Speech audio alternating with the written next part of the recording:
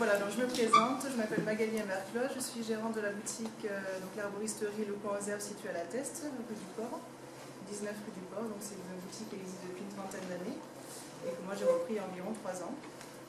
De formation, je suis préparatrice en pharmacie, donc je me suis rapidement spécialisée en médecine naturelle. Et puis après, j'ai fait une formation de praticienne en massage tuina et en réflexologie plantaire. J'ai une formation aussi de naturopathie que j'ai fait sur Toulouse. Bonsoir à tous. Donc moi je suis naturopathe également. Alors je n'ai pas fait la même école, mais c'était sur Nantes, à Anindra. Et c'était une reconversion puisqu'avant j'étais ingénieure. Donc comme je ne m'épanouissais pas dans mon travail, j'ai cherché des formations pour me divertir et finalement j'ai décidé de pratiquer et de le faire à plein de temps à partir de 2014 parce que j'avais vu les résultats incroyables sur moi. Voilà, une bonne conférence. Alors, donc, je vais commencer. Donc, tout d'abord, pourquoi faire une détox puisque la vie moderne, donc l'alimentation qui peut être parfois un petit peu riche, l'environnement qui peut être pollué, le stress ou bien la prise de médicaments ou l'alcool peut avoir de nombreuses répercussions. Des fois, c'est vrai qu'on n'y pense pas trop, mais quand on est un petit peu fatigué, quand on a des maux de tête ou alors des problèmes de peau de type eczéma, psoriasis, de l'acné. Souvent, c'est le foie qui est un petit peu engorgé qu'il faut penser à détoxifier. Après, des problèmes de constipation, des problèmes digestifs, ou alors le sommeil aussi qui peut être perturbé. Et donc, c'est vrai qu'au final, notre organisme doit dépenser beaucoup d'énergie pour évacuer donc, toutes ces toxines, de par les émonctoires. Donc, les émonctoires, il y en a 5. C'est le foie, donc les reins, la peau, les poumons et les intestins. C'est ce qu'on appelle en fait les portes de sortie. Et donc, voilà, donc, la principale fonction, c'est vraiment d'épurer l'organisme et donc d'éliminer tous ces déchets. C'est vrai qu'évidemment, si le foie est engorgé, donc et à force d'excès, donc le foie peut être saturé. Donc c'est pour ça qu'il faut procéder donc, à un nettoyage à raison d'à peu près 3 semaines au changement de saison en général, voire en ce moment c'est la saison la plus importante. Donc au printemps, et puis après également à l'automne, au moins 2 fois par an, mais sinon au changement de saison. Alors, qu'est-ce que la naturopathie? On n'attend pas trop. Oui, la naturopathie, donc, en fait, c'est le fait de soigner vraiment par les médecines naturelles. C'est une notion fondamentale qui englobe l'étude, la connaissance et l'enseignement pratique des voies de la vie. Et donc c'est vraiment maintenir l'individu en bonne santé par des moyens naturels, donc des médecines naturelles, que ce soit la phytothérapie, les huiles essentielles, la gémothérapie, également l'alimentation, la gestion du stress. Voilà, tous ces moyens naturels. C'est d'ailleurs qui va mieux prévenir que guérir.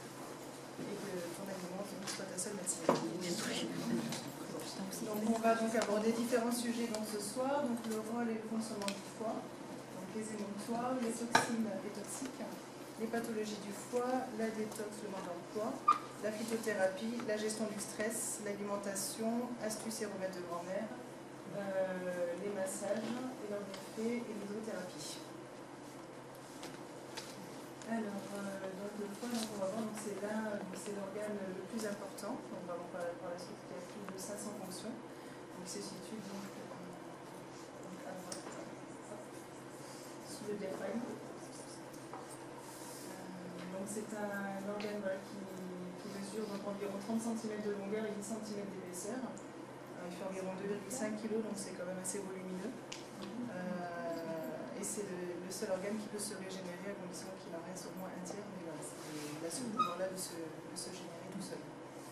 Il est vraiment indispensable. Et après, donc, il y a 1 litre de sang en permanence dans le foie. Et il filtre 100 litres par heure de sang et 40 litres par heure donc, après de l'œuf. La lymphe, c'est un liquide complètement incolore, donc blanchâtre, transporté par le système lymphatique. Qui contient des globules blancs, donc il est complètement dépourvu de globules rouges, et c'est lui qui a pour objet d'éliminer tous les déchets. Et donc il a un rôle très important aussi dans le système immunitaire et un rôle de drainage et de d'épuration. Donc le foie qui a vraiment plus de 500 fonctions qui va permettre de neutraliser toutes les toxines. Il a un rôle aussi dans le métabolisme donc des sucres, des graisses et des protéines. Et il permet également de stocker donc, les différents nutriments aussi. Donc ça, il a pas mal de fonctions. Ce qu'on appelle les émonctoires, donc il y en a 5, qu'on a vu tout à l'heure. Donc il y a la peau, les poumons, le foie, les intestins et les reins.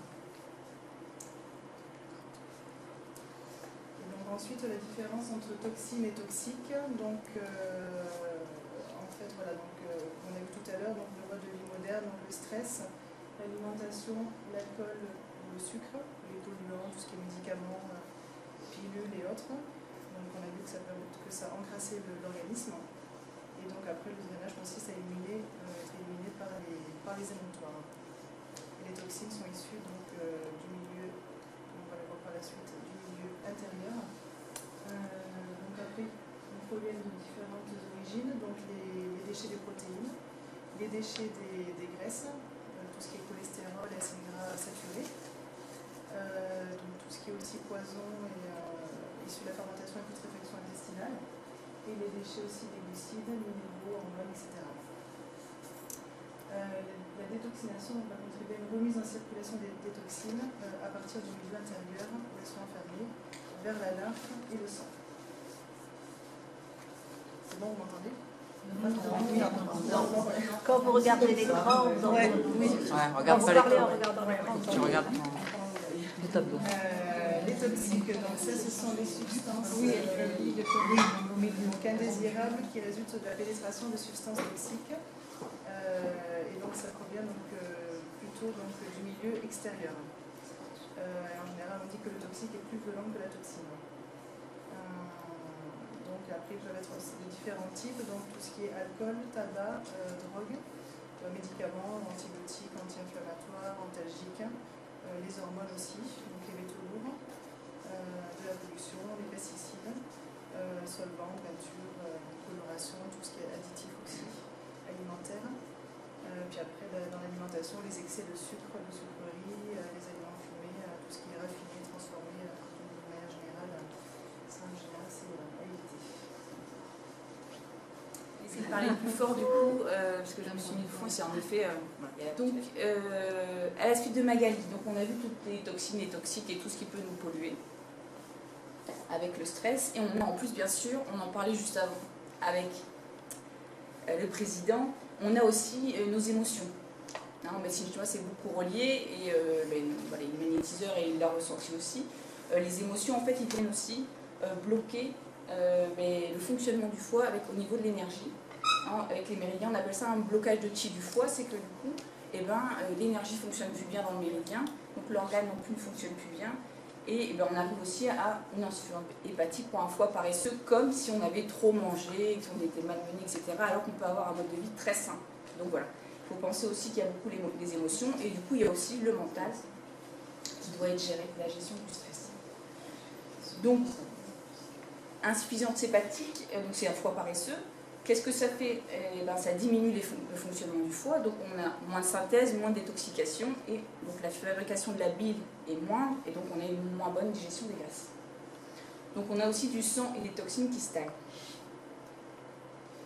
Les symptômes de l'insuffisance hépatique, ils sont souvent connus, puisque dès qu'on fait un trop gros repas, en général on a un mini-symptôme d'insuffisance hépatique, comme la bouche pâteuse, la mauvaise haleine, la perte d'appétit parce qu'on n'en peut plus, voilà, le ventre qui est gonflé, des difficultés à digérer bien sûr, des nausées. Les autres symptômes, ça peut être des hémorroïdes aussi, de la fatigue, un teint jaune bien sûr, et la lithiase biliaire nous y amène. Donc la lithiase biliaire, ça c'est des calculs biliaires dans la vésicule. Alors elle peut être nombreux ou pas, petits ou gros, c'est variable. Et ça entraîne par contre, à la limite, quand ils sont petits et qu'ils ne bougent pas, on est tranquille. Mais c'est au moment où donc ça peut faire une inflammation au niveau de ce qui s'appelle cholécystite, une inflammation de la vésicule biliaire qui va être quand même désagréable.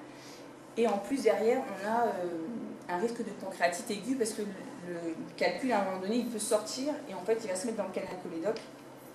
Et là, on se retrouve avec une bonne pancréatite. Et ça, c'est très douloureux. Hein. C'est une douleur transfixiante à gauche. C'est comme si on plantait un coup de poignard. Donc ça, c'est vraiment à savoir parce que c'est un symptôme vraiment hyper important. Les hépatites, vous en connaissez plein, A, B, C, etc. Donc ça, c'est vraiment des inflammations du foie. Elles peuvent être virales. La stéatose aussi.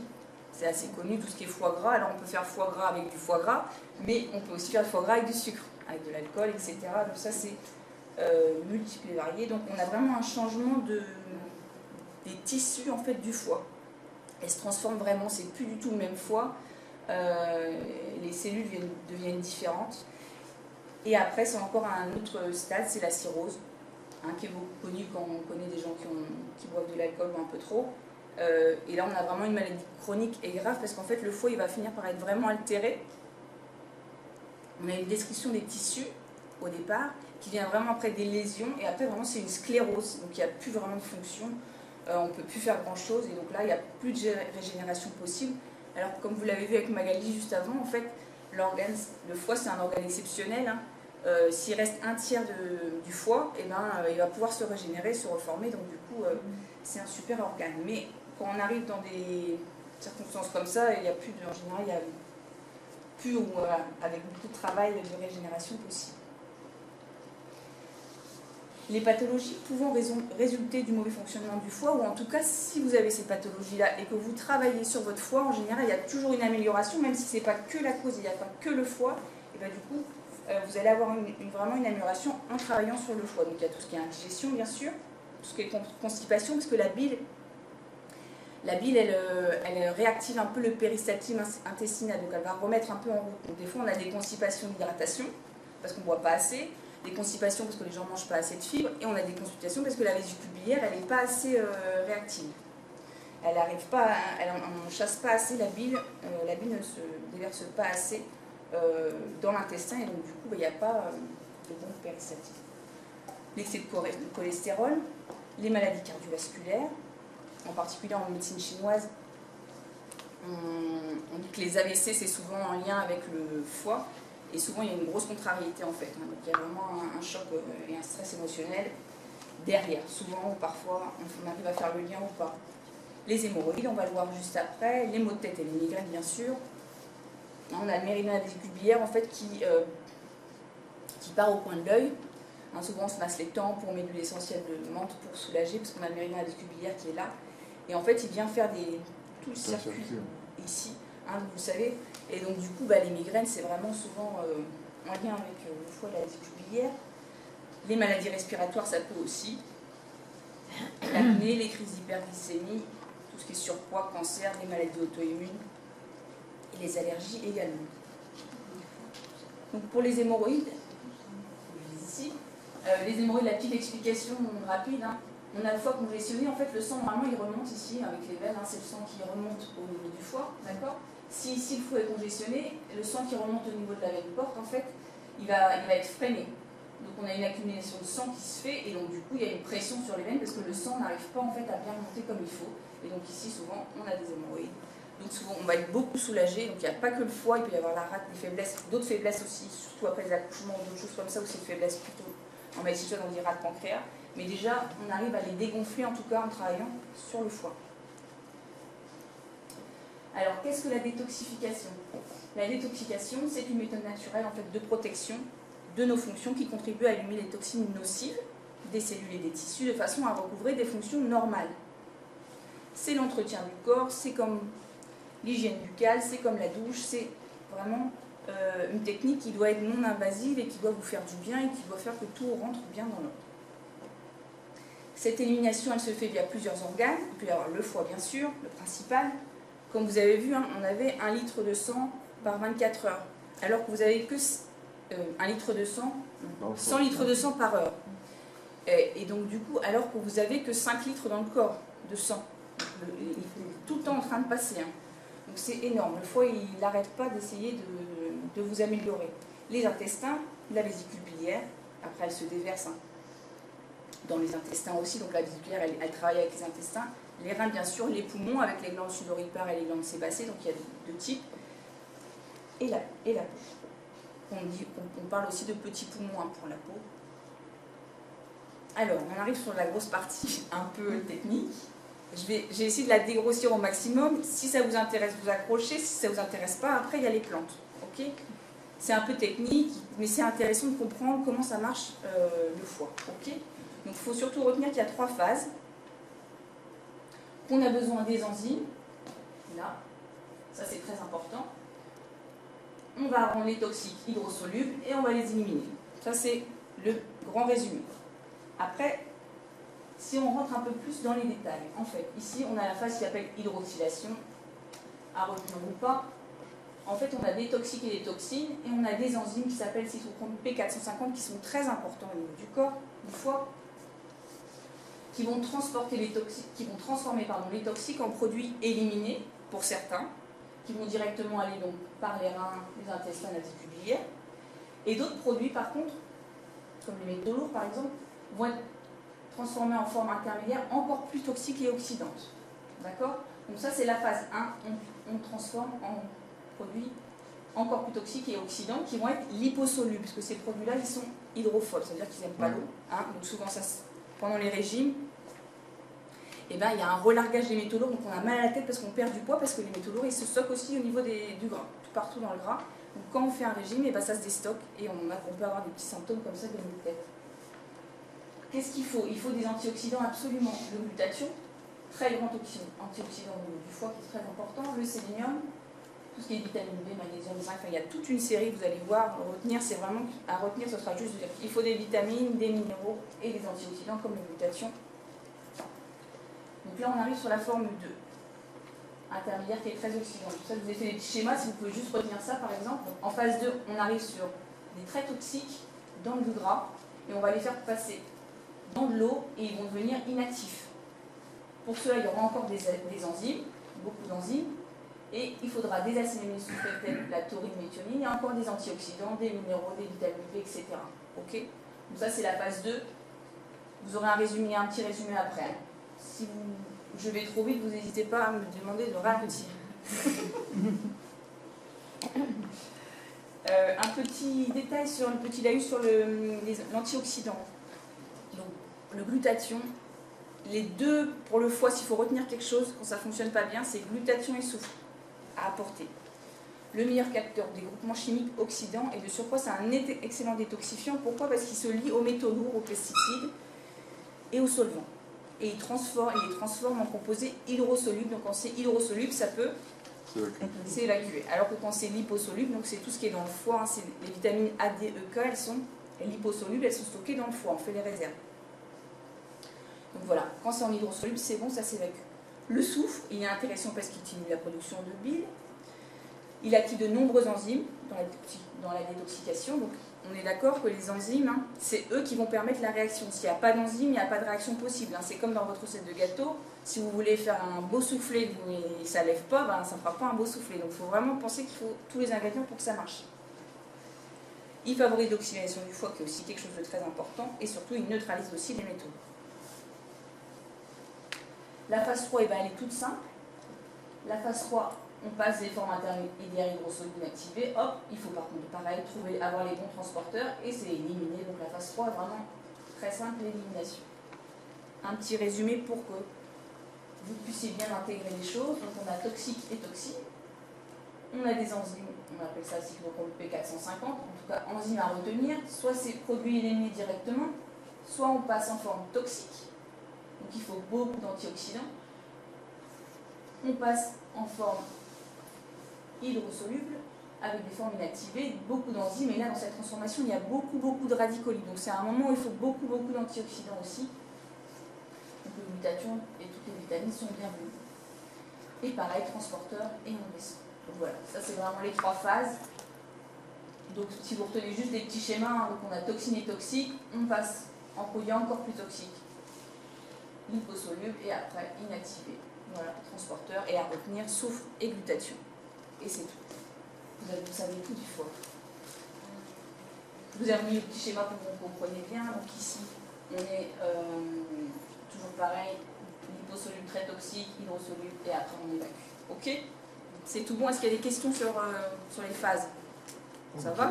Quel est le moyen pour les faire exécuter ces phases qui ne se font pas toutes seules, entre guillemets, si on les aide pas un peu, si c'est vraiment...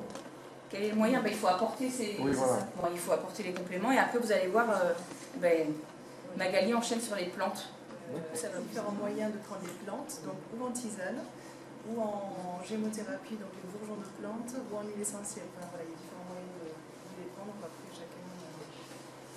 Au niveau des plantes, donc il y a les plantes qu'on appelle cholérétiques, qui stimulent la production de la bile par le foie et favorisent l'élimination de certains déchets avec ce liquide, et donc permettent de nettoyer notre organisme. Les principales plantes cholérétiques donc, vont être l'artichaut, la bourdaine, le chardon-marie, le curcuma, le pissenlit, la gentiane, le romarin, enfin voilà, il y en a vraiment plusieurs. Moi après je suis là pour aiguiller les personnes après quand elles viennent me voir après en boutique pour conseiller les plantes aussi. Les plantes ensuite, il y a les plantes cholagogues qui favorisent l'évacuation régulière de la bile donc vers le duodénum ou vers les intestins, donc c'est pour ça que ces plantes là aussi facilitent le transit. Et elles aident directement le foie, mais aussi permettent de prévenir la formation de calculs en évitant la stase biliaire. Donc là, les principales vont être l'artichaut, le radis noir et la fume terre. Et après, après, il y a les plantes plutôt protectrices, donc on appelle hépatoprotectrices. Donc elles permettent d'améliorer le fonctionnement du foie, protéger mais aussi régénérer le foie. Et elles sont donc utiles en cas d'atteinte de lésions hépatiques de type cirrhose, hépatite, de fatigue du foie, par agression chronique, de substances chimiques lors de chimiothérapie par exemple, de traitements épileptiques, traitements lourds, consommation d'alcool. Les principales plantes hépatoprotectrices sont le desmodium, le chardon-marie et après le chrysanthellum americanum, qui est moins connu mais qui est aussi une plante très intéressante. Après, il faut savoir que si la personne est dévitalisée, on fera plutôt un drainage plutôt doux, donc avec des plantes plutôt douces. Et après, la durée aussi varie suivant la vitalité de la personne. En général, moi je conseille 3 semaines au changement de saison, mais après, ça peut être des posologies un petit peu plus faibles et un temps un petit peu plus long, mais en général, c'est une moyenne de 3 semaines. Alors, les différentes plantes qu'on va un petit peu détailler. Donc, l'artichaut, qui va être cholérétique, qui facilite aussi la digestion, le transit, et qui est aussi intéressante quand on a aussi du cholestérol. Mais par contre, elle est contre-indiquée en cas de calcul au niveau de la vésicule biliaire. Donc, il faut faire attention aussi. Le chrysanthellum americanum, donc elle est, on a vu tout à l'heure, hépatoprotectrice. Et intéressante aussi quand on a aussi un petit peu de cholestérol, parce qu'elle permet de fluidifier les vaisseaux sanguins. Donc intéressante aussi quand on a aussi des problèmes de circulation, les jambes lourdes, des hémorroïdes. Et après, bien sûr, elle est intéressante aussi pour la digestion et les excès de table. Après, c'est souvent une plante qu'on demande en période de fête, ou voilà, pour justement les repas un petit peu chargés ou la consommation d'alcool. Le desmodium, qui est une plante aussi qui est couramment utilisée, donc qui va permettre de protéger, elle a 2 casquettes, donc protéger le foie et à la fois détoxifier le foie. Et elle va permettre de régénérer aussi le foie. Elle est aussi intéressante, il y a eu des études aussi dans les cas d'asthme. Les personnes qui ont sur les prises de sang une hémagité, et lui aussi, ça permet d'avoir aussi de faire baisser ces hémagités. Et une action aussi sur tout ce qui est allergie aux gluten. Et après, donc, stéatose en période de chimie, de traitement médicamenteux assez lourd. Ensuite, c'est notre plante, le chardon-marie, qui va être elle aussi protectrice, régénérant et en période aussi de règles douloureuses. Ensuite, le pissenlit, c'est une plante qui va être cholérétique et cholagogue et qui va être également diurétique. Donc c'est une plante que j'associe souvent avec d'autres plantes dans les tisanes pour une action aussi sur les reins. Le radis noir, c'est vraiment un détoxifiant plus, mais bon, attention comme l'artichaut s'il y a des calculs au niveau de la vésicule biliaire. Après c'est une bonne aussi, c'est intéressant pour la détox. Le romarin, donc lui aussi très intéressant aussi, pour le côté aussi détoxifiant, mais également stimulant et dynamisant. La fumitaire, quant à elle, est une plante qui va être, en plus d'être dépurative, faciliter la digestion, une action aussi sur les transits. C'est ce qu'on appelle la moulinette métabolique. Donc après, les plantes sont commercialisées sous différentes formes. Donc en tisane, donc là c'est des mélanges de différentes plantes tout près dans le même sachet. Et donc c'est à prendre à hauteur en général de 5 cuillères à soupe pour 1 litre d'eau et après à consommer toute la journée. Après il y a aussi des parties, ça existe en complément alimentaire pour les personnes qui n'ont pas forcément le temps, qui ont envie que ça soit plus simple, donc avec des mélanges aussi de différentes plantes comme la fumitaire, desmodium, chardon-marie, olive tilleul et romarin. Ou alors des draineurs à bois qui vont permettre de nettoyer aussi l'ensemble de l'organisme, qui sont aussi intéressants à diluer dans un verre d'eau ou une bouteille à boire toute la journée. Donc la fameuse tisane. Donc là il y en a 2. Donc ça c'est une de mes recettes que j'ai créées, donc avec un mélange de 6 plantes, aubier de tilleul, romarin, pissenlit, ortie, menthe et desmodium. Donc c'est vrai que c'est le côté intéressant aussi de boire les litres sur la journée aussi pour bien drainer aussi. Puis après c'est une tisane qui est aussi agréable à boire et plutôt bonne. Et à faire voilà, donc au printemps, automne pour moi. Donc ça c'est une deuxième recette où j'ai rajouté l'hibiscus pour apporter du goût. C'est vrai que c'est une plante que j'aime beaucoup parce que c'est une plante qui est intéressante aussi pour l'excès de cholestérol, ça va faciliter la digestion et puis après c'est une action aussi en général sur l'organisme dynamisant parce qu'elle est riche en vitamine C et puis c'est plutôt agréable à boire en termes de goût. Voilà, sinon c'est la même recette avec le tilleul, le romarin, pissenlit, ortie et menthe. Ensuite il y a les huiles essentielles, donc après c'est ou la tisane ou les huiles essentielles, mais bon pas les deux en même temps. Il y en a 2 que j'aime beaucoup, que je conseille en général, c'est le romarin à verbenone, donc là il y en a plusieurs, et le romarin confré aussi, le romarin cinéole, donc ça à ne pas confondre et demander conseil quand vous les demandez ou à la pharmacie ou en magasin bio. Romarin à verbenone et huile essentielle de citron, donc là ça va être 2 gouttes sur un comprimé neutre, une cuillère de miel et à prendre tous les matins sur une durée de 3 semaines. Donc après vous avez la menthe poivrée, la carotte et le céleri, qui sont intéressantes aussi. Mais dans tous les cas, les huiles essentielles, pas plus de 6 gouttes par jour, et contre-indiquées forcément chez femmes enceintes, et c'est plutôt réservé à l'adulte.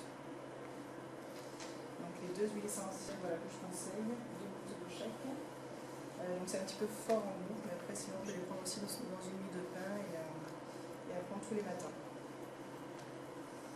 Ensuite, il y a la gémothérapie. Donc, la gémothérapie, c'est ce qu'on appelle, c'est ce que représentent les bourgeons de plantes. Donc, c'est tout le devenir de la plante. Donc, c'est vraiment beaucoup d'informations, c'est assez puissant. Et d'une manière générale, on réagit très bien aux bourgeons. Donc, il y en a plusieurs. Alors, il y a chez Herbagem, ils ont un complexe dépuratif où ils mélangent directement 4 bourgeons, donc le romarin, genévrier, pissenlit et artichaut.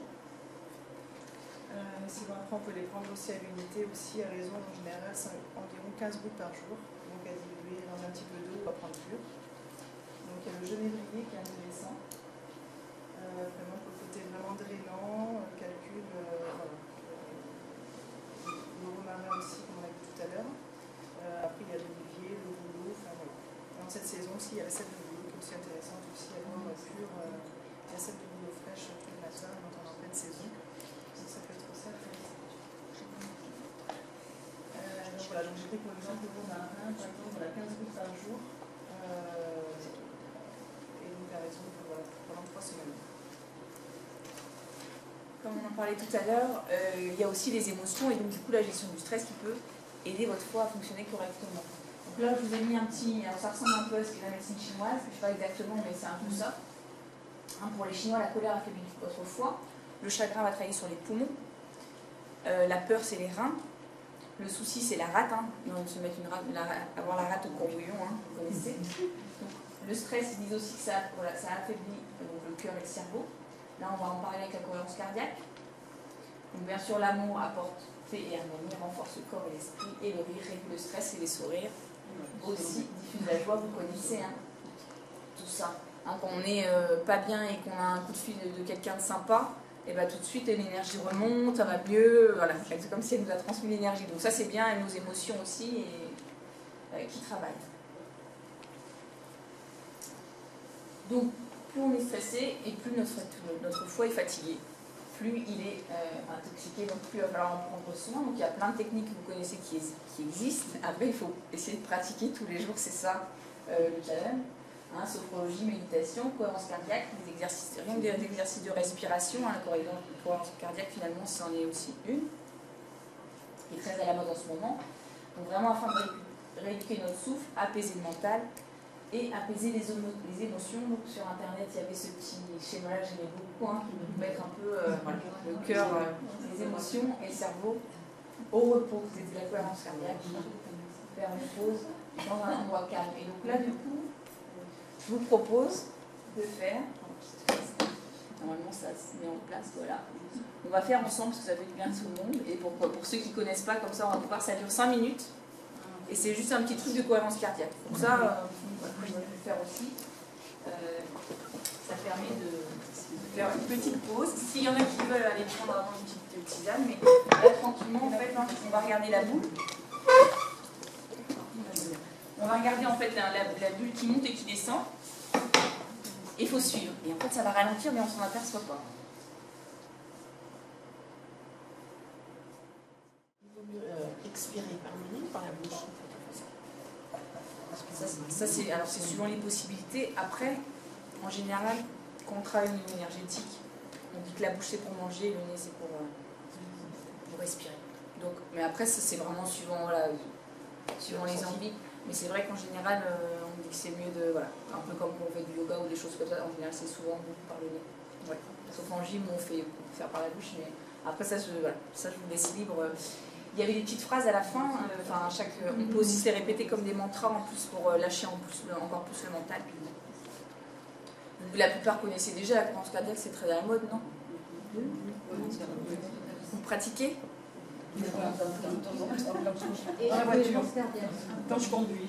Et on préconise aussi on respire pendant 4-5 temps, on bloque 4-5 temps. Oui. Ben, là, en fait, suivant votre mode de respiration, ça s'arrête un petit peu en haut. Mais ça, c'est intéressant de le faire aussi quand on n'a pas l'écran, etc. Mais là, je sais pas, moi, ça se bloque naturellement un peu en haut et un peu en bas, suivant la boule qui se Ce que j'avais lu, c'est qu'il ne fallait pas s'arrêter justement. C'était la différence avec un autre type de respiration. Il ne fallait surtout pas bloquer. Il fallait rester dans le rythme. Ah, dans le rythme du flux. Ah oui, voilà. Bon, moi je suis pas spécialiste. Voilà, je vous donne c'est intéressant. Moi, je suis pas spécialiste de cohérence cardiaque. Je sais qu'il y a une dame sur la test qui fait ça très bien, que j'avais rencontrée. Donc, mais c'est un petit exercice. Moi je bloque naturellement. Après, ça fait comme un peu une respiration à 4 temps parce que sans doute je respire trop vite. Mais merci. Donc ça c'est intéressant. La cohérence cardiaque, pour tout ce qui est problématique cardiaque, on arrive normalement à gagner aussi des points au niveau de la tension. Et du coup, pour la gestion du stress, comme une méditation ou la respiration à 4 temps, tout ce type-là de choses, pour vous dire qu'il voilà, faut le faire, il ne faut pas juste le savoir. Si on peut, c'est de le faire aussi. Alors, on va voir l'alimentation du foie, entre guillemets, ou les bons aliments qui peuvent vous aider pour le foie. Radis noir, vous devez tous connaître, hein, c'est soufré. Donc, cholérétique, ça veut dire que ça permet au foie de sécréter plus de bile. Cholagogue, ça veut dire que ça permet de tirer la chasse d'eau de la vésicule biliaire, donc ça permet de faire passer la bile dans le duodénum pour que ça aille digérer tout ce qu'il faut au niveau de l'estomac, de l'intestin, etc. Et donc hépatoprotecteur, c'est intéressant. En médecine chinoise, c'est un aliment noir, ça travaille sur les reins aussi. Voilà, ça peut être intéressant. La carotte, vous connaissez tous. Aliment miracle, on devrait en manger tous les jours. Hein, beaucoup de vitamine B, du C, de A, de la carotène, provitamine A, beaucoup de minéraux. Il fluidifie la bile et il est en huile essentielle, on l'utilise souvent en hépatoprotection. Quand vous avez un complexe d'huile essentielle, souvent, certains labos mettent une huile essentielle hépatoprotectrice, comme ça s'il y a une automédication, le foie est protégé, puisque si on consomme trop d'huile essentielle, on peut se faire une hépatite ou quelque chose de ce genre-là. Donc voilà, l'huile essentielle de carotte est très hépatoprotectrice. Le chou, tout ce qui est sphère hépatobiliaire, il contient du soufre, des minéraux, plein de vitamines. Le céleri, très reminéralisant, tonique et stimule les sécrétions biliaires également. L'haricot vert est tonifiant et un allié du foie. Laitue nettoyant, alors les aliments verts, il y a la chlorophylle, etc. C'est toujours des aliments qui sont intéressants et voilà, à consommer quotidiennement. L'huile d'olive, très important, cholérétique et cholagogue, hein, pensez bien pour le régime crétois, c'est aussi ça, c'est cette quantité d'huile d'olive qui permet toujours au foie et la bile de bien fonctionner sans arrêt, sans arrêt. Et après, il y a encore plein d'autres choses, hein, persil, cassis, cerise, fraise, groseille, myrtille, agrumes, pommes, raisins, tous les antioxydants possibles puisqu'on en a besoin, et tous les condiments qui sont soufrés. Ok, ail, oignon, épices également. Alors, on va passer au remède de grand-mère. Alors, il y a les jeûnes, les moduettes, hein, c'est connu depuis des millions d'années. Hein. Toutes les religions prônent hein, des phases où on va moins manger, où on va être un peu à la diète. Pourquoi? Parce que ça amplifie le processus de nettoyage du corps, et quand on se nettoie aussi le corps, souvent l'esprit il est un peu allégé aussi. Hein. Quand on a souvent le côlon vide, l'esprit va mieux. Et ça permet donc de débarrasser donc, le corps qui était bien congestionné ou bien chargé en déchets, bah forcément il va réussir à mieux fonctionner si l'énergie du système digestif, on peut la mettre ailleurs pour venir se détoxifier plutôt que de venir encore digérer, encore rajouter des toxiques. Forcément ça va aider. Alors par précaution, si vous faites un jeûne long, c'est mieux au moins la première fois de se faire encadrer pour voir un peu comment vous réagissez. Si c'est des jeûnes courts, vous pouvez faire à la maison sur une journée ou voilà, une soirée. Mais c'est plus intéressant, si vous faites un jeûne long, d'aller quand même dans des endroits prévus pour. Les monodiètes, et bah toujours pareil, on vient soulager le système digestif, mais ça va pas être un jeûne. On peut faire avec carottes ou pommes par exemple, et là on peut les manger à toutes les sauces, hein, crues, en jus, cuites. Le riz, c'est un aliment qui est assez rassasiant, très rassasiant. Pour ne pas ressentir la sensation de faim, il va être aussi moins froid et moins liquide. Donc suivant, des fois on a des petites pathologies, il y a des choses ça sera mieux de manger moins humide ou moins liquide, etc. Et le riz du coup, en médecine chinoise, il nourrit la rate, c'est un aliment doux. Donc quand on a une rate très faible, des fois c'est mieux de faire des monodiettes de riz pour alléger plutôt que d'aller encore rajouter de l'humidité et du froid. La moniette de soupe de légumes, on peut faire par exemple plus en hiver. On va apporter plein de bonnes choses au niveau du corps, tout en allégeant la digestion, puisqu'on n'apporte qu'un type d'aliment au système digestif et allégé. Les jus, alors on peut faire aussi des monodiettes qu'avec des jus, des mix de jus. Pourquoi c'est super intéressant? Et bien parce qu'on apporte plein de vitamines et minéraux et d'antioxydants, et que les légumes aujourd'hui et les fruits sont de moins en moins chargés en vitamines et minéraux. Donc quand on fait des jus, bah, du coup on arrive à augmenter sa consommation voilà, de tous ces nutriments-là. Donc un verre par jour si possible dans les 20 minutes de la confection, où on a des jus qui sont lacto-fermentés qu'on peut acheter aussi également. Pour les fruits, on évite de le faire en jus puisque ça fait monter les pics ça fait un pic d'insuline, et donc après on a un pic d'hypoglycémie réactionnelle. Donc pour le rat de pancréas, c'est toujours moins bien. Si vous avez envie de fruits, c'est toujours les coupler plutôt avec des légumes, des légumes verts, ou vraiment dans l'idéal c'est vraiment de les croquer, les déguster. Alors, le jus de citron, voilà, on peut le prendre le matin dans de l'eau tiède, c'est très intéressant. Il stimule le foie, il redonne de la vitalité, il y a de la vitamine, il y a plein de bonnes choses. Par contre, en fait, le citron, le matin, comme ça, il ne va pas être bon pour tout le monde. Il faut avoir un métabolisme qui puisse transformer cet acide, appeler des bases, pour que du coup, ça basifie le corps et que ça ne l'acidifie pas. S'il y a un petit métabolisme de base et que la digestion n'est pas forcément très bonne, on va plutôt acidifier le corps alors qu'on pense faire mieux. Donc le type sanguin, c'est des gens qui sont plutôt un peu plus bien carrés, avec un cou un peu plus large que moi. Et pour eux, normalement, le citron va leur faire du bien. Pour les neuroarthritiques, c'est plus mon type. Le citron, si vraiment on en a envie, ce sera plus vers 5 heures. Et normalement, c'est voilà, moins grosse dose. Après, il y a aussi des neuroarthritiques à qui le citron va très bien. Donc c'est toujours pareil, c'est fait aussi suivant votre ressenti. Moi, ça me va bien, en ce moment, j'en ai besoin. Et voilà, donc c'est un peu aussi à vous de voir. Mais dans le global, c'est ce qu'on nous enseigne et c'est la généralité. Le jus de betterave. Alors, ce qu'on avait, c'était en prendre, voilà, soulager après un week-end chargé. Pourquoi? Parce que ça aide la sécrétion de la bile. Et il y a beaucoup d'antioxydants dans le jus de betterave, donc du coup, ça fait du bien. Après, les excès. Mais ça peut faire du bien aussi tous les jours avec un mix d'autres, quand vous prenez de la betterave, avec de la carotte, avec d'autres différents légumes. Un jus détox. Donc ça, c'était le mémoire de Magali, en particulier, qui a fait son mémoire sur le foie. Donc il y avait une pomme, 3 carottes, 1 ou 2 betteraves, 2 tiges de céleri, une poignée de persil. Un super jus. Moi, on m'avait donné une recette de soupe qui vient d'une diététicienne de ma tante dans le nord de la France. Je n'ai jamais su son nom, mais voilà, que je trouvais super intéressante. Avec de l'ail, du persil, on trouve aussi, voilà, poivron vert rouge, de la courgette, du céleri, branche de céleri, tomate, oignon, poireau. Et j'ai trouvé vraiment sympathique à faire et très bonne. Donc on met tout dans 3,5 litres d'eau. Alors si vous voulez la recette, et ça, les deux recettes, sans doute il y aura les mails ou... On peut, s'il y a une liste de mails qui se fait, vous mettrez une feuille à la fin si vous voulez marquer qu'on vous envoie, plutôt que vous passiez 10 minutes à noter tout, on peut vous envoyer au moins les deux petits points là, ou si vous avez d'autres demandes, on peut voir ensemble. Pardon.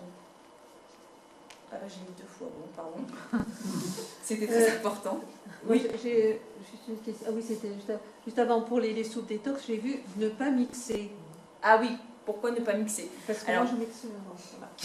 Ça c'est souvent. Je sais qu'il ne faut pas. Suivant les goûts et les couleurs. Vous pouvez souligner ce. Voilà, ouais, alors, c'est vrai que j'ai laissé. Quand c'est mixé, que vous la faites pour longtemps, ça va fermenter plus vite. Et aussi, si vous mangez que ça, ben, normalement en fait, en naturo, ce qu'on dit, c'est qu'il faut mâcher l'eau et boire les aliments. Donc en fait, il faut. C'est pour qu'il y ait encore moins de travail au niveau de la digestion, c'est que tout soit fait, enfin une grosse partie soit faite dans la bouche. Et c'est vrai que quand on a une soupe, en général, on la mâche pas beaucoup, on l'avale, donc du coup ça permet ça. Mais après, il n'y a aucune obligation. Mais comme quand vous mangez que ça, si vous faites par exemple une diète sur une journée de manger que de la soupe détox, c'est vrai que du coup c'est intéressant de la mâcher. La bouillotte chaude, très importante. Très à la mode chez les naturopathes. La bouillotte, bah, vous les connaissez, hein, les bouillottes. C'est les bouillottes à l'ancienne. Après, là, il y a des plus petites bouillottes hein, qui se mettent juste dans de l'eau chaude et on met une petite pochette. C'est des petits blocs qui peuvent être chauds ou froids, qui sont un peu moins lourds. Donc il y a les deux types qui sont possibles. Pourquoi c'est intéressant pour le foie? Le foie, c'est un organe qui fonctionne plutôt entre 39 et 41 degrés. Donc pour les gens qui sont un peu frileux, les petites natures, etc., et ben le foie il fonctionne pas bien parce qu'en fait il est jamais assez chaud. Ou si la nuit déjà, c'est bien parce que l'horaire du foie, normalement en chronobiologie c'est entre 1h et 3h du matin, donc c'est bien, il est un peu plus au chaud. Mais ça peut être intéressant de venir mettre une bouillotte pour stimuler en fait et l'aider à fonctionner comme il faut. Alors séance, on peut faire 15-45 minutes, 1 à 3 fois par jour. On est de préférence après le repas pour vraiment qu'il aille mieux et qu'il digère mieux. Par précaution, on dit des courtes séances, mais bon, a priori, voilà, ça se passe bien. Là, on augmente progressivement. Sur ces bouillottes-là, moi, j'imagine que vous connaissez tous, hein, mais je précise quand même, il n'y a pas beaucoup de jeunes, mais on ne met pas de l'eau à 100 degrés, on met de l'eau à 60, 70. C'est des petites bulles qui sont au fond de la casserole, qui font comme des yeux de poisson. Ça suffit, on coupe la casserole et on met dans la bouillotte. Sinon, c'est trop chaud, on ne supporte pas la bouillotte sur le feu. Okay. L'argile, eh ben, c'est un foie de secours. Donc c'est toujours intéressant, quand on sent que ça ne va pas, qu'il y a des nausées, qu'il y a quelque chose, on peut se mettre une bonne compresse d'argile. Alors tiède, hein, on ne met pas ça avec de l'eau froide. Comme ça, à travers la peau, eh ben, l'argile va pomper les déchets. Donc ça c'est toujours intéressant, l'argile. Donc ça on peut se faire des cataplasmes. Je vous ai amené, si vous voulez voir, mais vous devez connaître, j'imagine aussi. Il y a de l'argile concassée, tout ça c'est de l'argile qui est en gros morceaux, c'est très utilisable. Et il y a de l'argile qui est plus fine, hein, de l'argile qui est en poudre. Les deux sont possibles à faire, hein, c'est vraiment tout simple. Après, pour ceux qui veulent encore moins s'embêter, maintenant ils font des bandes d'argile. Et on replie 5-6 bandes comme ça en serpentin. On les trempe un petit peu dans l'eau. Dès qu'elles sont un petit peu bien humidifiées, on les pose directement sur le foie et comme ça, il n'y a pas de préparation à faire. Ça peut être plus simple, en tout cas pour commencer. Et après, ce qui peut être intéressant, c'est de rajouter une petite bouillotte. Alors, soit ça, c'est pas trop lourd, soit une grosse bouillotte, mais du coup, vous la remplissez pas trop d'eau. Parce qu'il ne faut pas écraser le foie quand vous faites votre cataplasme. Et donc, du coup, bah, ça va marcher encore mieux parce que le foie est en train de se détoxifier et vous pompez à l'extérieur, donc ça marche très très bien. Donc on peut faire 1 heure minimum, en général on fait 1 heure, après on peut augmenter plus, et puis si vous voulez mettre du cellophane ou des choses pour que ça se garde vraiment toute la nuit, après ça c'est souvent pour les pathologies un peu plus importantes où il faut vraiment venir soulager le foie. Et l'ingérer, l'argile, est-ce que ça travaille aussi bien Alors l'argile, au niveau de l'ingestion par rapport au foie, ouais. C'est un nettoyant. C'est un nettoyant, mais j'aurais plus dit que du coup ça va plus nettoyer les intestins. Ouais, ça va aller directement. Qu'est-ce que Oui, tu en... puis après, en général, quand on le fait sur une courte période, on ne boit jamais la totalité du verre, mais juste l'eau d'argile. On met en général sur 4-5 jours, pas plus. Hein. Ah, moi j'avais des 3 semaines. 3 semaines, hein. Je crois, il me semble, avec l'eau de l'argile, mais je sais pas. Après, c'est vrai qu'il y a une différence d'école. Donc on la boit totalement, bah, si vous avez une gastro, hein, ça marche très bien, c'est sûr. Dans la demi-heure, tout ça. Ça c'est magique. Mais je pense, pour moi, c'est plus un nettoyage intestinal que je pense pas que ça aille travailler sur le fond. C'est une bonne question, mais j'aurais pas la réponse. Ça peut bloquer un peu trop.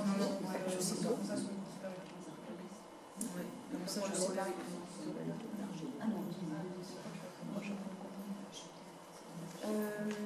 Activité physique, bah, vous comprenez bien, du coup, le foie fonctionne mieux à 39-41 degrés. Quand vous faites du sport, bah, votre corps augmente, votre chaleur du corps augmente, donc forcément, le foie va mieux fonctionner. Et en plus, comme vous accélérez la circulation du sang globalement dans le corps, il y a la circulation du sang du foie qui augmente aussi. Donc, on augmente le métabolisme. En plus, vous transpirez.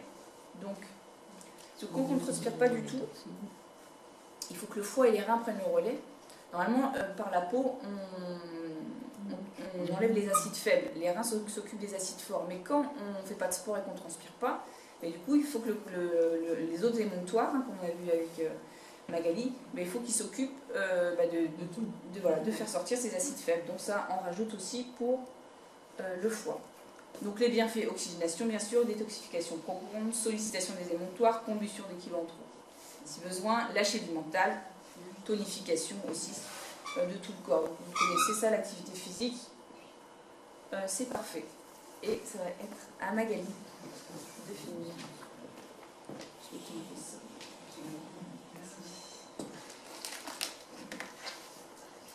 Donc on va voir aussi que les massages permettent aussi de drainer l'ensemble du corps et permettent aussi un lâcher prise aussi.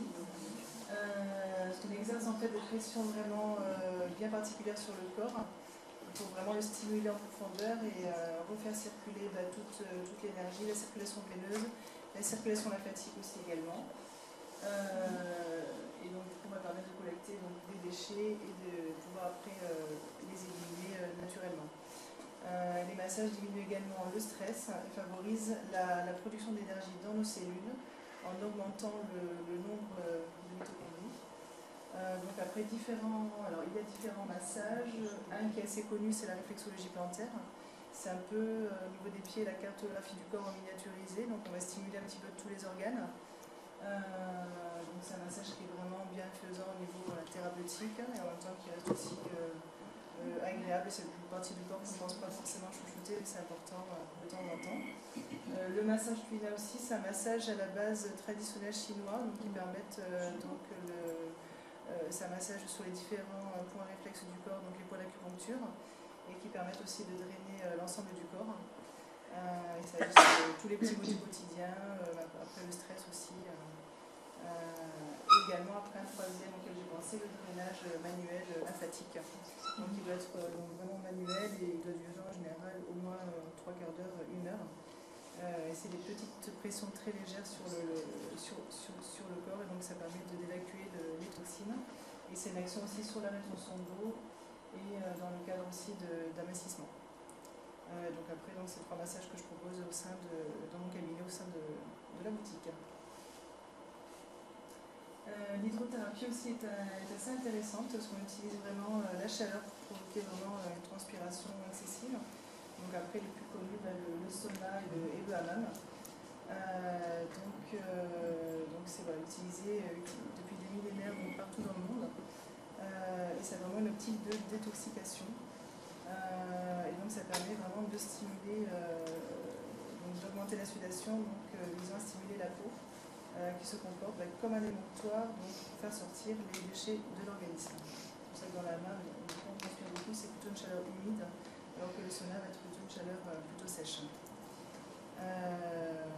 Donc voilà, donc sauna et hammam, ou alors après il existe aussi des bains chauds, où on pratique un petit peu d'exercice chaudement habillé.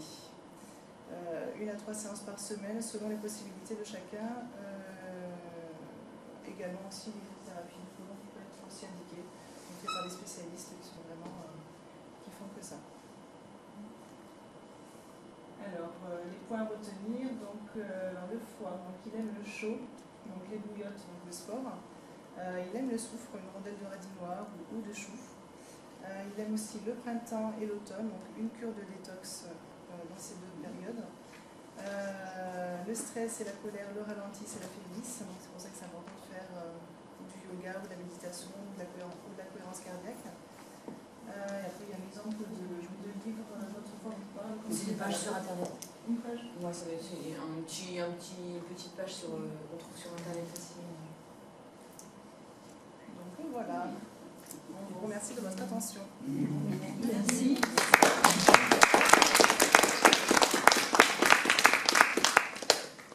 Vous avez des questions? Oui. Si on veut mettre une bouillotte ou de l'argile, on le met où exactement? Parce que comme il est gros, c'est... Au niveau de la côte à droite, donc sous la poitrine, vous allez mettre votre carré, un bon carré. Mais à peu près en partant au milieu de... Voilà, exactement ça. Voilà. Comme ça, vous êtes sûr de rien couper. Mais oui, c'est ça, c'est vraiment ça, ouais. Le carré ça fait vraiment voilà. Un bon carré. Il existe 3 tailles, en fait c'est la marque Nexpert qui est souvent en pharmacie. Et le petit moyen ou grand modèle, ça c'est le moyen. Ça qui est pas très cher, c'est une dizaine d'euros. Et il y a des pochettes normalement. Je crois qu'on peut, en fait, vous pouvez presque le faire. Vous pouvez vous fixer en fait autour du. Si, il y a des plus grands, mais c'est soit il y a des plus grandes bandes en fait. Ceci promis, il y a des plus grandes bandes, donc on peut fixer ça, mais bon après on est souvent allongé, on fait ça de toute manière. On est devant la télé tranquille le soir. Est-ce qu'on peut utiliser ça ensuite une intoxication très rapide? Parce qu'il n'y a pas... déjà la bouillotte, pas forcément l'argile ou argile ou bouillotte, parce que tout ce qui est plante, argile en fait on peut le mettre en cas de cancer, ça se met beaucoup en cas de cancer en fait, l'argile sur le foie comme ça. D'accord. Pour soulager parce que on charge le foie de beaucoup de choses, puisqu'il faut traiter par les techniques classiques, donc du coup c'est vraiment un foie de secours. Après je ne sais pas si vous avez une question précise, mais... c'est pour une intoxication sévère du foie qui a entraîné un blocage des reins. Et du coup, voilà, c'est pour une personne qui a eu ça et savoir si ça peut l'aider. Ça peut l'aider, ouais. C'est sûr que quand vous allez soulager le foie, déjà ça... Après, l'huile essentielle de romarin verbenone, vous pouvez l'appliquer, non pas la plante en vorel, mais l'appliquer directement sur le foie aussi. Donc pas pur, mais mélangé dans une huile végétale ou de l'aloe vera. Donc ça c'est possible. Et on peut même le mettre dans l'argile, non? Oui, même le mettre dans l'argile. Oui. Ou après partir sur des plantes douces comme le desmodium ou le chardon-marie, des plantes relativement douces. Et après, alors, là j'ai pas revu, mais il me semble qu'on peut aussi appliquer en fait de l'argile au niveau des reins. Oui, parce que les reins ça aide chaud aussi. J'ai eu un patient, donc il fallait que je regarde, mais il me semble que même pour des histoires de cailloux, etc., on peut aussi... Fonctionnement des reins, on utilise aussi la même méthode. C'est ça, pour moi, je me vérifierai. Il y a 2 organes qui aiment le chaud, c'est le foie et les reins. D'accord. Même la bouillotte aussi. Pour la dilatation. Après, l'huile essentielle, après ça dépend quelle intoxication, mais intoxication alimentaire, c'est l'huile essentielle de l'hiver. Intoxication alimentaire qui est avec une grosse déshydratation. Le foie était complètement HS et les reins. Il a fallu une vingtaine de dialyses, c'est un vrai problème. L'huile essentielle de l'hiver, c'est pas encore peut-être pas assez connu, mais c'est l'huile essentielle à avoir toujours sur soi quand vous bougez ou à la maison, parce que dès qu'il y a une intoxication alimentaire, si vous la prenez rapidement, ça va vraiment venir soutenir le foie. Non mais là ça fait plus d'un mois. C'est pas grave. Pour moi, ça peut Au charbon, oui, pardon. Si on mange du radis noir accompagné de beurre, est-ce que c'est toujours aussi efficace? Du radis noir accompagné de beurre. Il y a des vitamines A dans le beurre. Il n'y a pas que du mauvais dans le beurre. C'est bon pour le vitamine A. C'est du bon beurre, un bon beurre bio, etc.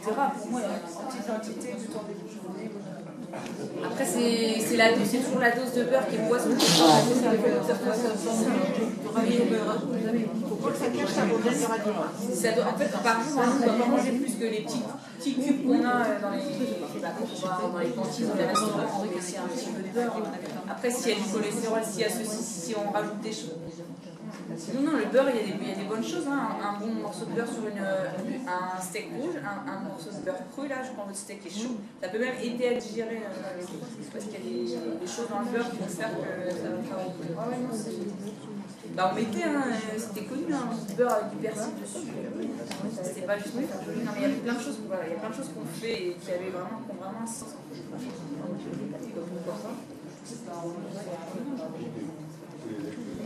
Les plantes, je ne l'ai pas vu passer, mais je crois que ça doit être passé de mode, mais bol d'eau. Ah oui, bah oui, la bol d'eau, elle est super. Moi, je ne l'ai pas en boutique, j'ai une centaine de plantes, mais je ne l'ai pas parce qu'elle fait partie du monopole pharmaceutique. Ah, d'accord. En pharmacie. Elle est dans certains labos. Après, si sous forme de gel, par contre, pour un dos, sous forme de gel, tu peux la conseiller. Oui, après, je peux quand même la vendre sous forme de gel. Vous avez une bonne expérience avec le bol d'eau? Oui, dans mon enfance, maman qui devait avoir de gros problèmes digestifs, il y avait toujours du bol d'eau à la maison, et quand elle prenait une tisane, c'était du bol d'eau, éventuellement nous en pour la consommation, le bol d'eau est intéressant. Ça peut être ça, plein de choses. Le bol d'eau, ça ressemble à quoi à la fumetière? Ça ressemble à la fumetière. À la fumetière, d'accord. Toutes ces herbes, toutes ces plantes, elles sont produites au après, ça dépend des plantes. Alors, il y en a beaucoup en France parce que le romarin, le thym, le pissenlit, l'ortie-piquante. Après, ça dépend, mais la plupart de France. Mais après, il y en a certaines qui ne poussent pas en France, qui ne sont pas récoltées en France, comme l'hibiscus qui vient d'Égypte. J'en ai qui vient du Brésil. Après, ça dépend. Ça peut être. C'est pas en France. Ah oui, non, après, c'est contrôlé. C'est un laboratoire. Oui, tout est contrôlé. Il y a et tout est contrôlé, ils sont connus et ils fournissent pharmacie et magasin.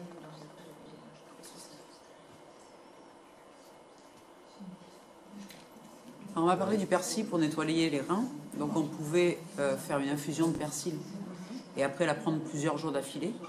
Donc je l'ai fait, j'ai fait bouillir mon persil et puis j'ai mis en bouteille.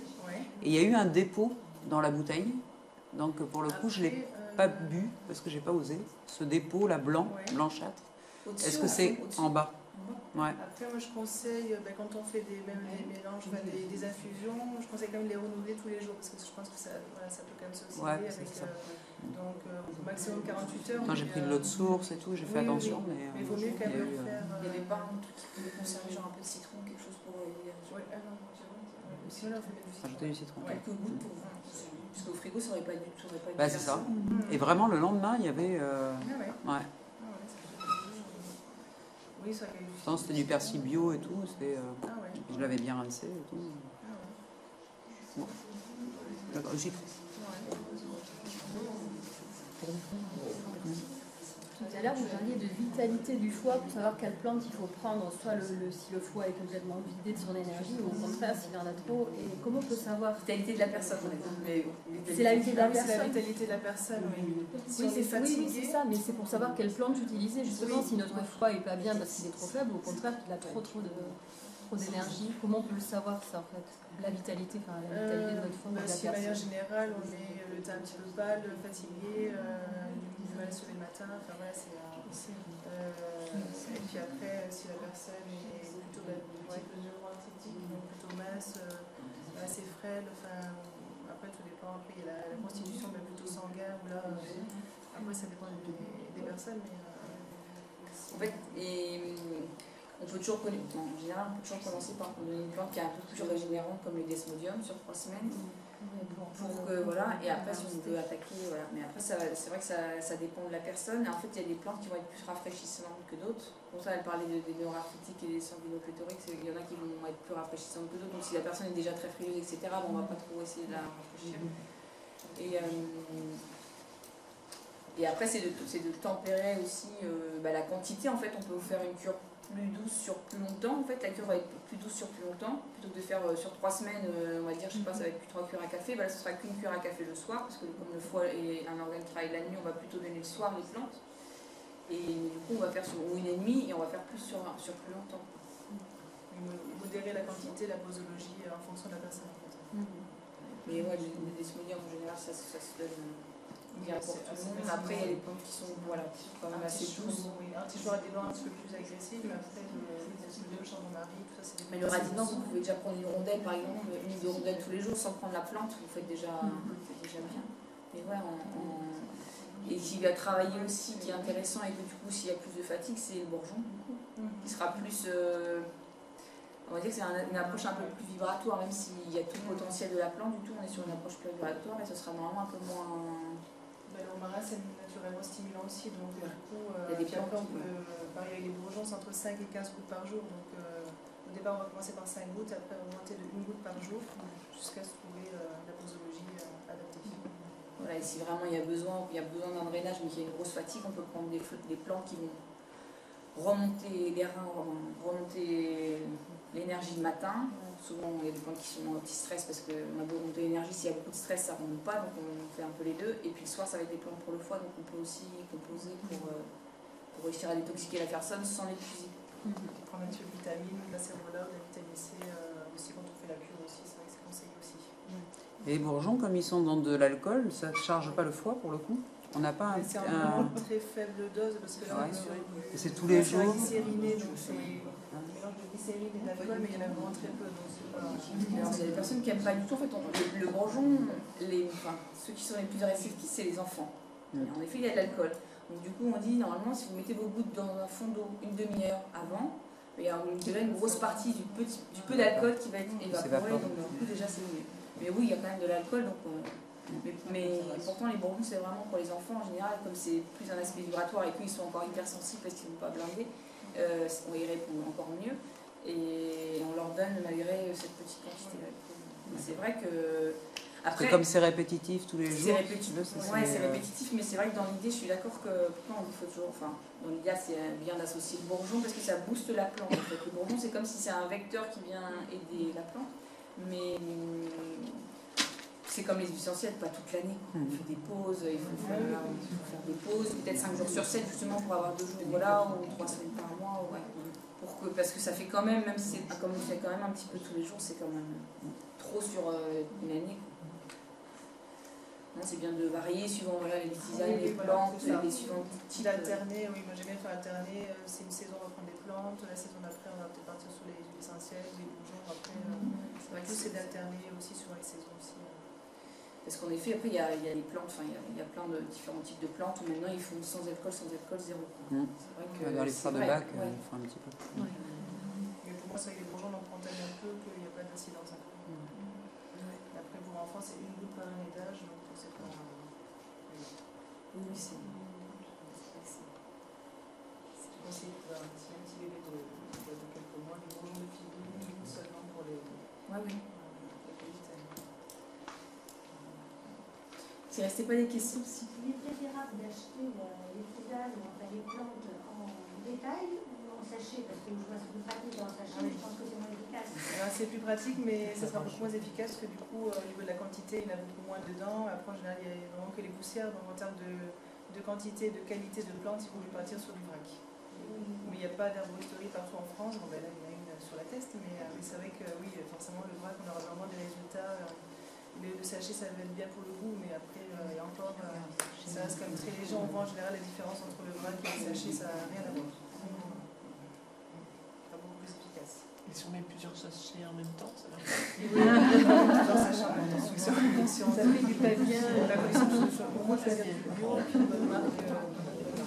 Et pensez qu'il y a aussi l'énergie de la plante, donc quand vous les prenez bien en vrac, en fait, quand vous plante, ça reste bon. Oui, il n'y a pas de plastique, voilà, ça reste quand même.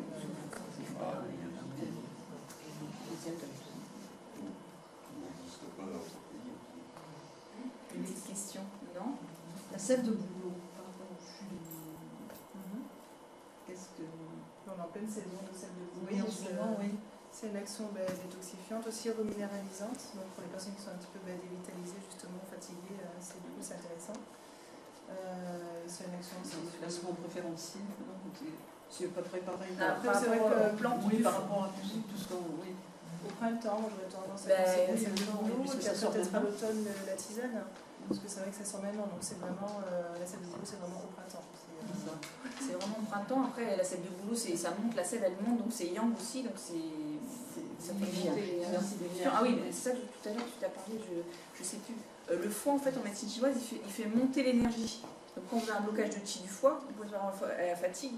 Et ben, l'énergie elle monte moins bien, donc on est un peu raplapla, fatigué, etc. Donc il faut bien penser qu'aussi quand on est raplapla, donc il y a les reins parce qu'on n'a pas assez dormi, mal mangé, etc. Et ça peut être aussi que le foie il fatigue un peu et donc l'énergie elle arrive bien à monter. Donc le boulot il aide quand même, parce qu'en plus vous avez la fraîche, etc. Il y a cet élan d'énergie qui monte. Donc si vous êtes déjà quelqu'un qui saute au plafond, il faut tempérer un peu la sève de boulot, il faut la tester, mais c'est pas forcément bon pour tout, pareil, pas pour le monde, bon pour tout le monde. C'est accéléré un peu de transit aussi. Après, en général, c'est un demi-verre tous les matins. Après, ça dépend chez Herbal-Gem, ils font la sève de boulot, c'est juste une cuillère à soupe, mais ils ont renforcé l'action avec du bourgeon de cassis, du bourgeon de genévrier. Donc du coup, c'est pour ça qu'on en prend un peu moins, mais c'est contrebalancé avec l'action des bourgeons qui sont assez concentrés. On est plus, vraiment, dans les études de naturopathie, c'est plus pour les neuroarthritiques, le bourgeon de boulot. Parce que ça désacidifie aussi beaucoup et ça reminéralise, alors qu'ils ont tendance toujours à travailler sur ce tempérament aussi. Mais c'est vrai que c'est un bon produit. Après, normalement, c'est aussi aux sensibilités, on ressent, ça nous fait quelque chose, on peut tester une année et voir un peu comment ça fonctionne.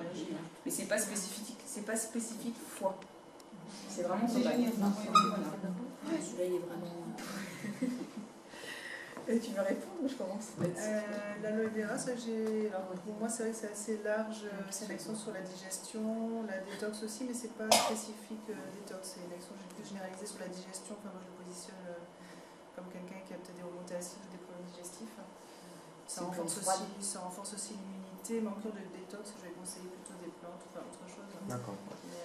Après, c'est intéressant aussi. C'est une panacée quand même parce qu'elle fait plein de choses. Du coup, elle travaille sur plein de choses, elle apporte plein de choses, des enzymes digestives. Et voilà, donc c'est vrai que ça sert plein de choses. Après, c'est une plante à latex, donc on ne peut pas en prendre toute l'année non plus. Donc c'est sur des cures.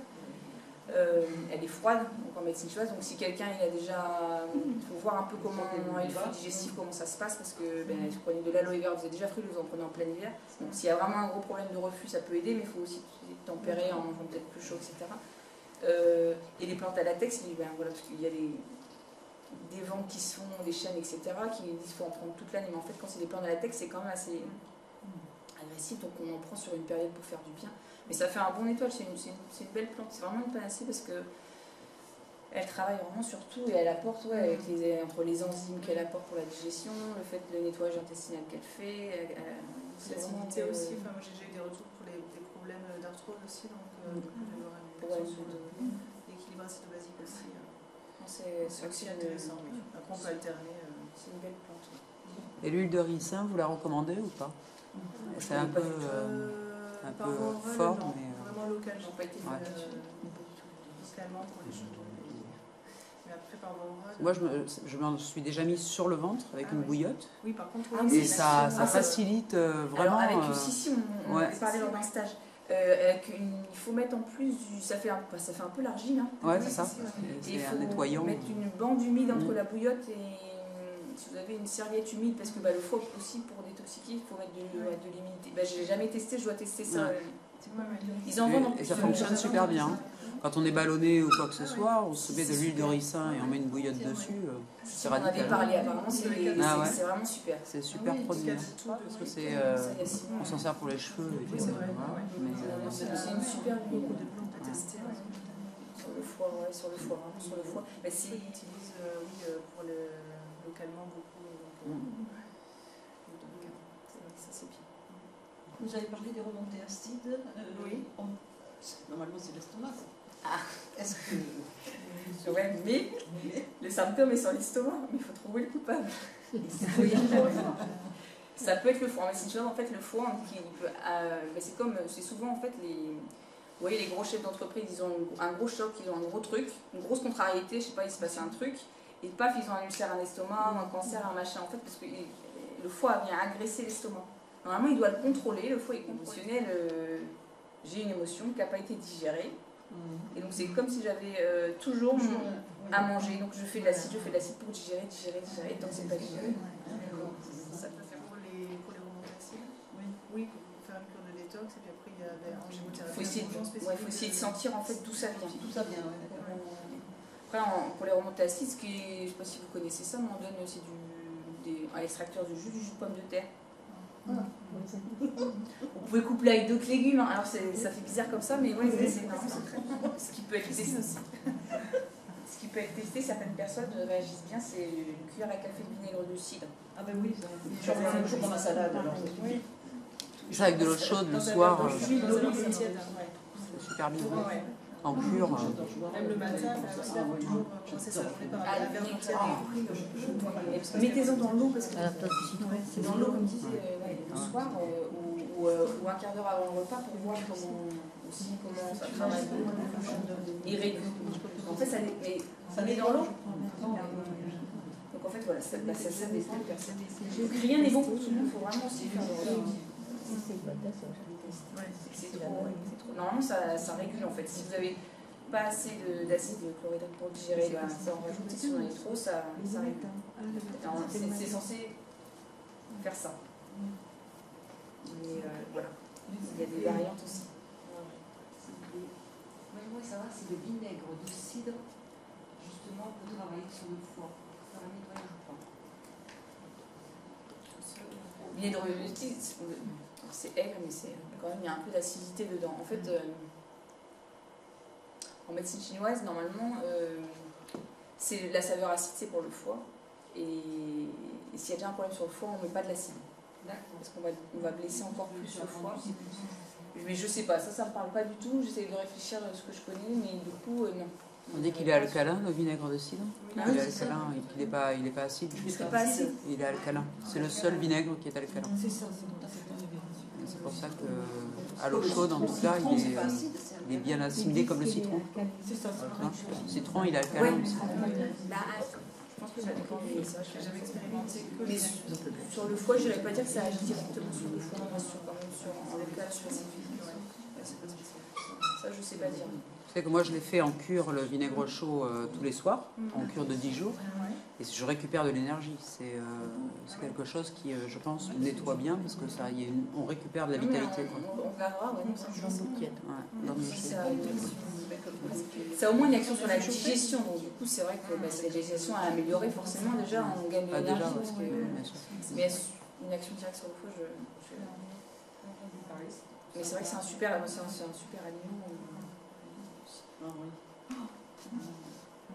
Tiens, je l'ai pas piqué.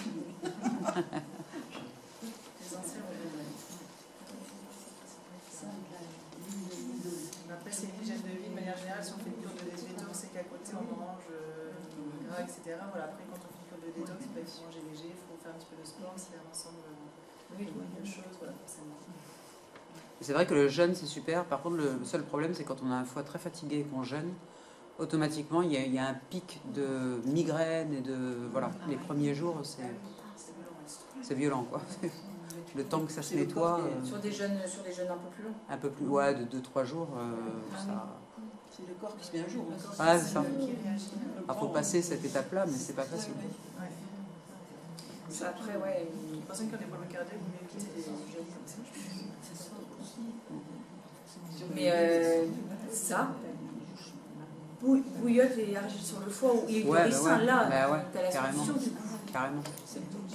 On en parlait parce que... j'y pense pour le ventre, mais tu vois, pour le foie, j'y avais pas pensé. Dans un stage, dans un centre de jeunes, en effet, ils disaient qu'ils avaient été super coucouillés parce que justement, en fait, dès qu'il y avait des petits symptômes qui venaient, ils avaient toujours des solutions pour soulager. On peut même pousser jusqu'à la colère, c'est-à-dire des moments où tu es vraiment en colère, où tu as vraiment des choses, faire des cataplasmes aussi, parce que ça touche aussi l'émotionnel, ça touche plein de choses. Quoi. C'est intéressant. Oui, mais c'est carrément.